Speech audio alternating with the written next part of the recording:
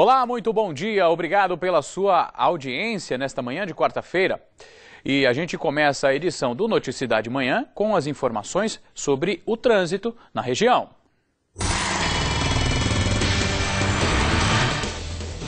A partir de agora, a nossa equipe traz ao vivo toda a movimentação do trânsito com a repórter Andréia Trevisan. Bom dia, Andréia. Bom dia, Fernando. Bom dia a todos que assistem ao Noticidade de Manhã. Trânsito normal em toda a cidade, segundo a Urbis, empresa responsável pelo trânsito de Sorocaba. Nós estamos aqui ao lado da rodoviária de Sorocaba, na Avenida Juscelino Kubitschek. Como vocês podem ver, poucos carros circulam por aqui. Também alguns ônibus. E olha só, quem vai seguir para o Jardim Faculdade, atenção, um semáforo está fora de operação. Ele fica no cruzamento das ruas Paulo Montserrat e também Bernardo Ferraz de Almeida. Atenção, então, parar, olhar e só depois seguir. Rodovias. Sentido capital em Araçariguama, tráfego lento na pista expressa por causa de um acidente. Também é preciso redobrar a atenção. E na Raposo Tavares, obras na pista lá em Capela do Alto. Por isso, deixa o tráfego lento também. E a faixa leste está interditada, Fernando. Ok, Andréia, agora são 7 horas e 2 minutos, mais precisamente, Andréia. Essa madrugada nós temos a informação que houve um balanço, né, nas estradas aqui da região, principalmente na Castelo Branco, uma operação feita para conscientizar, né, os motoristas que trafegam principalmente no período noturno. Você tem o balanço dessa operação, Andréia? Tenho sim, Fernando. A Polícia Rodoviária passou para a gente que 32 motoristas foram abordados, receberam orientação e para evitar de dormir ao volante. 32 motoristas, Fernando.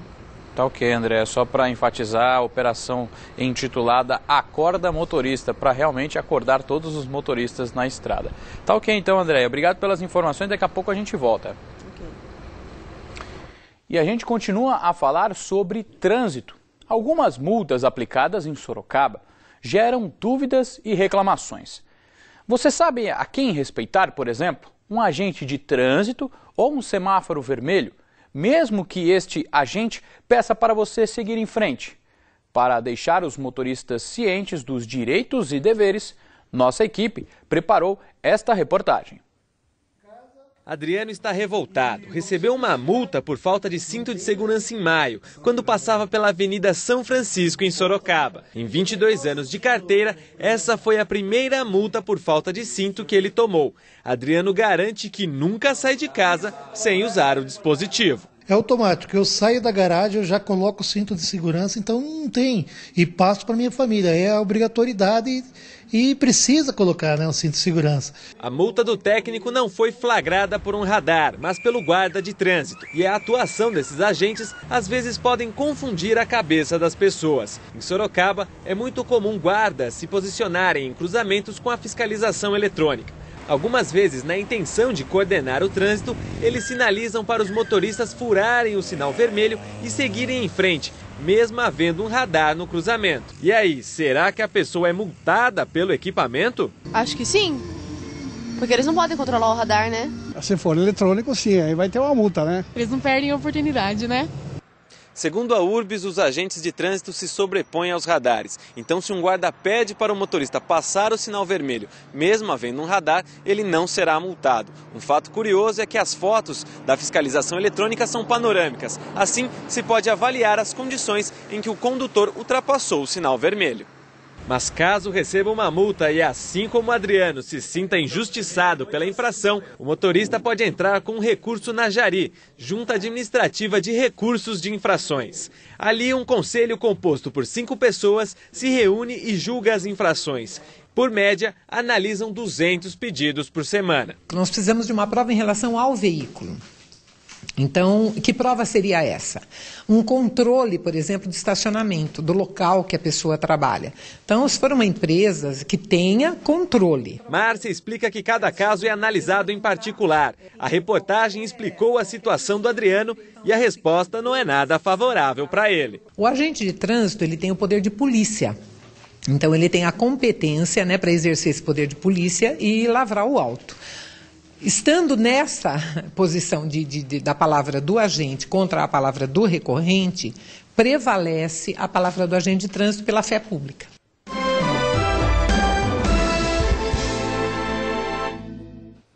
Sete horas e 6 minutos e a gente volta ao vivo, novamente para falar com a repórter Andréia Trevisan. Andréia, para aproveitar a sua presença aí na rodoviária, agora a gente fala de um projeto de lei assinado pelo governador Geraldo Alckmin recentemente, que prevê a passagem de ônibus intermunicipais, que ela seja de graça para idosos acima de 60 anos. Ou seja, se for aprovado, em breve teremos novidade para o transporte público para os usuários da melhor idade? Isso mesmo, Fernando. E isso já ocorre, ou seja, passagem de graça para idosos de um estado para outro. Isso já é realidade e pode ser também de uma cidade para outra. Quem vai passar mais detalhes para a gente é Osório Vieira, que é gerente operacional da rodoviária. Bom dia. Hoje, como é feito esses assentos? Como eles são separados de um estado para o outro? Hoje as empresas reservam 2 assentos para os idosos com 100%. Meu Deus. E, por exemplo, como a pessoa faz para pegar este bilhete, para reservar este assento? Qual é a antecedência? A pessoa tem que procurar a empresa pretendida até no mínimo com 3 horas de antecedência. Ela pode estar adquirindo também através de passagem antecipada, até 29 dias. Mas isso tem que apresentar documento, né? Por exemplo, se eu tenho mais de 60, eu não posso retirar essa passagem e presentear outra pessoa, não. Eu mesma tenho que embarcar, isso? É isso mesmo, a passagem só vale para o idoso, ele tem que comprovar através de documentos, RG, enfim. Okay, obrigada pelas informações, Fernando. Se isso ocorrer, olha só, existem 2.800 ônibus rodoviários que operam 670 linhas intermunicipais. Então, os idosos, né, teriam direito a viajar de graça também em 2.800 ônibus após a aprovação, obviamente, deste projeto de lei. Ou seja, para os velhinhos que adoram viajar, né, André, de um estado para o outro, agora também vão poder, por exemplo, sair de Sorocaba para Votorantim para a Sal de Pirapora e assim por diante. Vamos ver, né? Agora é esperar para ver a aprovação desse projeto. Obrigado, viu, André, pelas informações. Um homem foi preso em flagrante suspeito por estelionato em Salto de Pirapora. Segundo a polícia, contra ele já são mais de 10 inquéritos abertos. O rapaz vendia terrenos que, na verdade, não existiam. Com o suposto golpe, ele teria conseguido aproximadamente R$150 mil. O suspeito foi encaminhado ao CDP de Sorocaba. Saúde está suspensa a paralisação do Hospital Mental de Sorocaba. Os funcionários da unidade voltaram ao trabalho na tarde desta terça-feira. De acordo com o presidente do Sindicato da Saúde, Milton Sanches, todos receberam o pagamento do salário atrasado, vale alimentação, vale transporte e não tiveram o desconto dos dias parados. Quando o assunto é dinheiro, todo mundo gosta, não é verdade? E olha só, você saberia identificar, por exemplo, as novas notas de R$2 e R$5 que já estão em circulação em todo o país? Então preste atenção, elas são menores e cheias de detalhes, como nós vamos ver agora na reportagem de Renato Diniz e Eduardo Bartels, feita em Sorocaba. A família real aumentou, mas desta vez o assunto não é o herdeiro do trono inglês. A novidade é no comércio. O grupo de notas de real ganhou 2 novos integrantes, as cédulas de R$2 e de R$5. Nas ruas, pouca gente tinha visto as caçulas da moeda brasileira. Ainda não. Não saberia identificar uma falsificada, uma verdadeira? Não saberia, cara. O senhor lembra qual animal que estampa a nota de 2 na nota de 5? Sinceramente, não sei. As cédulas seguem o padrão das de 10, 20, 50 e R$100. Uma dica, as cores e os animais no verso do papel moeda são os mesmos. O governo lançou a nova família do real para combater a falsificação. Uma das principais vantagens é que as notas têm tamanhos diferentes. Quanto mais valiosa, maior a cédula é. Isso inibe uma forma antiga de golpe em que os falsificadores pegavam, por exemplo, uma cédula de R$2 e, por meio de um processo químico, a transformavam em uma de R$100. Isso agora é praticamente impossível, a menos que um falsificador agora queira cortar uma nota de R$100 para transformá-la em uma de R$2, o que, é claro, não faz o menor sentido. Aos poucos, os comerciantes se acostumam com o novo tipo de dinheiro. É bem mais fácil de identificar, né? E também agora fica mais difícil para falsificar, né? Ledson adverte que alguns podem se aproveitar do desconhecimento de vendedores e consumidores. Eu achei que a nota de R$2 é bem parecida com a nota de R$100 e que, a princípio, dependendo da honestidade da pessoa, pode se aproveitar de uma pessoa de idade e passar a nota de R$2 como fosse uma de 100 no meio. Então vamos a algumas dicas para tirar dúvidas. As novas cédulas têm relevo nas laterais. É possível ver o valor do dinheiro contra a luz em um quebra-cabeças no lado superior esquerdo e também do lado direito se a nota for colocada na horizontal. A exemplo das notas anteriores, existe a marca d'água com o desenho dos animais que estampam as cédulas. Mostramos esses detalhes aos consumidores, que gostaram das medidas de segurança. A mudança é boa, né? Tudo que fazem sentido para melhorar, mais detalhe é bom para a identificação da nota, né? As notas que o consumidor utiliza desde 1994 continuam em circulação. Vão saindo de circulação de forma natural. Na hora que ela for dilacerada, na hora que tiver algum problema, as instituições financeiras vão recolhendo essas cédulas e elas vão ser substituídas pelas novas. E o Banco Central colocou essas e outras orientações para ajudar na identificação das cédulas por meio do site, que é esse aqui, ó, www.novasnotas.bcb.gov.br. Eu vou repetir, www.novasnotas.bcb.gov.br.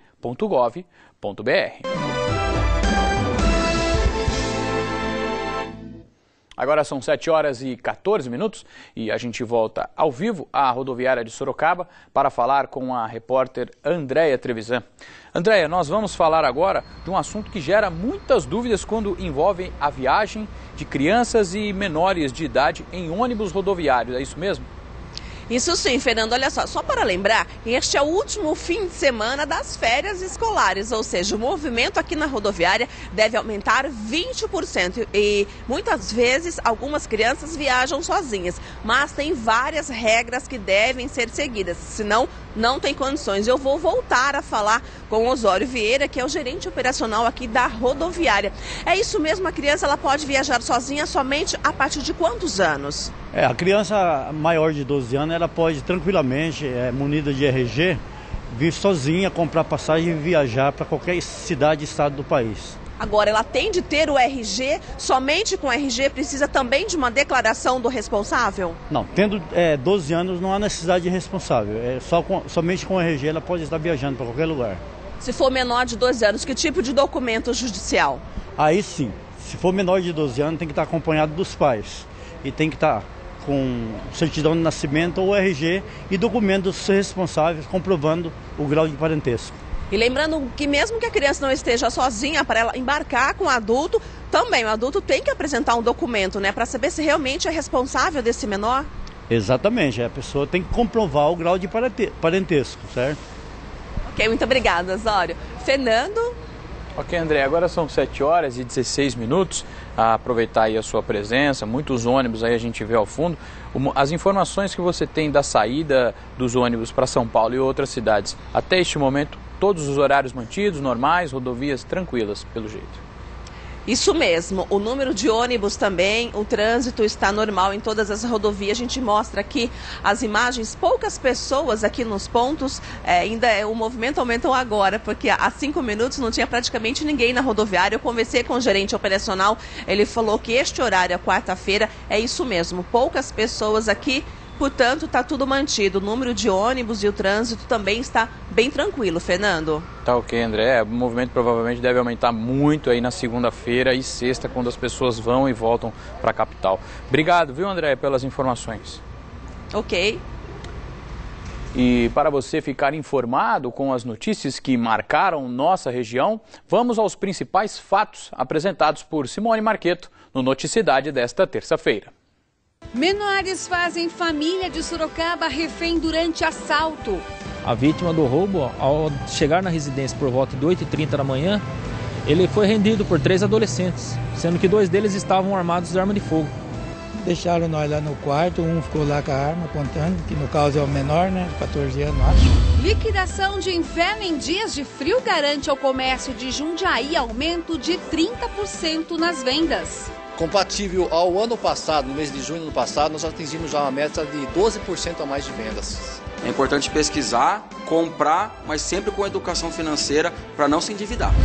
Esporte praticado em Itu faz com que atletas troquem, em média, um jogo de pneus a cada 15 minutos. Eles saem de 2 em 2 carros, um carro não ultrapassa o outro, mas a sequência de manobras com o carro tem que ser o de trás copiando o da frente, se rodar desclassifica e se bater desclassifica. O esporte está começando a virar mundialmente conhecido, então acho que quanto mais correto for na pista, acho que o esporte tem tudo para dar certo.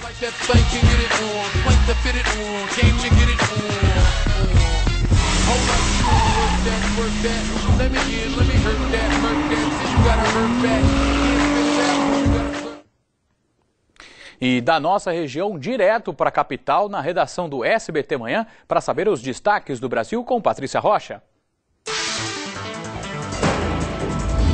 Um criminoso foi morto depois de uma perseguição que terminou em acidente em Taboão da Serra, na Grande São Paulo. Ele e outro suspeito, que acabou preso, tinham roubado um táxi. A arma usada no assalto era de brinquedo.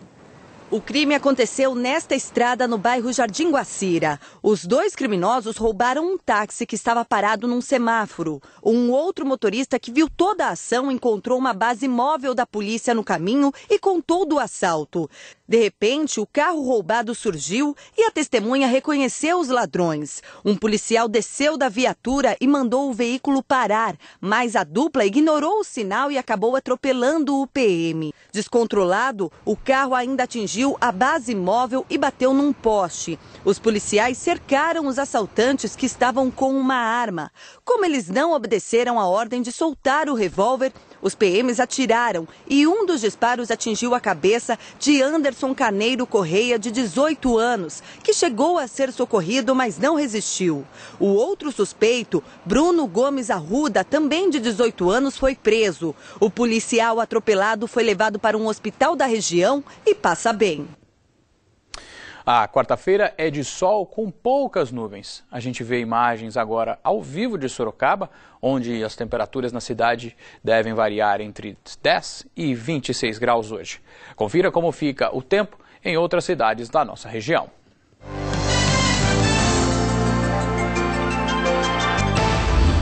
Em Jumirim, mínima de 10 e máxima de 27 graus. Mesma máxima para Porto Feliz. Várzea Paulista registra mínima de 10 e máxima de 26 graus. Mesma previsão para Votorantim.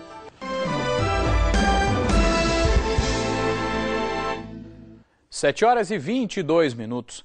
Quando o assunto são os porcos, é inevitável não pensar que eles convivem em meio à sujeira, certo? Errado. Nossa equipe mostra a partir de Boituva que tudo isso faz parte do passado e a modernidade está presente na criação e distribuição de carne suína. Pele com camada de gordura, focinho cartilaginoso inconfundível. Elas têm em média 250 quilos e bebem até 20 litros de água por dia. Passam o tempo confinadas, separadas dos machos que ficam deste outro lado. A ração fabricada aqui mesmo na fazenda garante alimentação balanceada, capaz de nutrir, mas sem engordar. Elas são as mamães, responsáveis por aumentar o número de suínos da fazenda. Por mês nascem 2.200 leitões. 1.000 fêmeas são cobertas por 10 machos. Aqui na granja, toda a reprodução é feita somente por inseminação artificial. A seleção antes do procedimento garante filhotes com qualidade genética, garantia de carne saudável e saborosa. As fêmeas no cio são identificadas com a ajuda do rufião, este porco de cor escura, único diferente aqui, e fertilizadas em seguida. As fêmeas começam praticamente com 240, 250 dias, elas entram no plantel recebendo a primeira inseminação ou sendo cobertas pela primeira vez, permanecem no setor de gestação com uma ração controlada a 2 quilos dia. Essa ração tem mais ou menos 30% de fibra, que é para ela não ganhar peso. Após parir e desmamar os leitões, ela volta para cá novamente, é coberta novamente e continua seu ciclo reprodutivo. A gestação dura 114 dias, exatos 3 meses, 3 semanas e 3 dias. E nascem, em média, 12 leitões como estes. A cor rosada, predominantemente, fica ainda mais clara nesta fase. Na maternidade, os filhotes ficam ao lado da mãe por 21 dias. Carinho e leite de sobra o dia todo. Os leitões são transferidos de setor de acordo com o peso atingido semanalmente. A granja em Boituva usa tecnologia para rastrear cada cabeça. A criação começou há 3 décadas e reproduz espécie híbrida, resultado da junção de 3 raças. 10 mil animais vivem em espaços higienizados constantemente. Só permanece no mercado da criação e confinamento quem segue as regras impostas pelos órgãos de saúde pública, bem diferente de épocas atrás. Os animais passam sempre por processo de lavação de barracão, controle de parasitas externos e externos, entendeu? Para quê? Para que você tenha uma carne saudável e um animal saudável em primeiro lugar. Na mesma fazenda, a empresa mantém um frigorífico onde o padrão continua rigoroso. Para entrar, roupa específica e higienização das mãos. A equipe passou pelo mesmo procedimento. Mesmo limpas, as botas ainda são lavadas com detergente. A carne suína é a mais consumida no mundo inteiro, à frente da bovina, de acordo com a Organização das Nações Unidas para a Agricultura e Alimentação.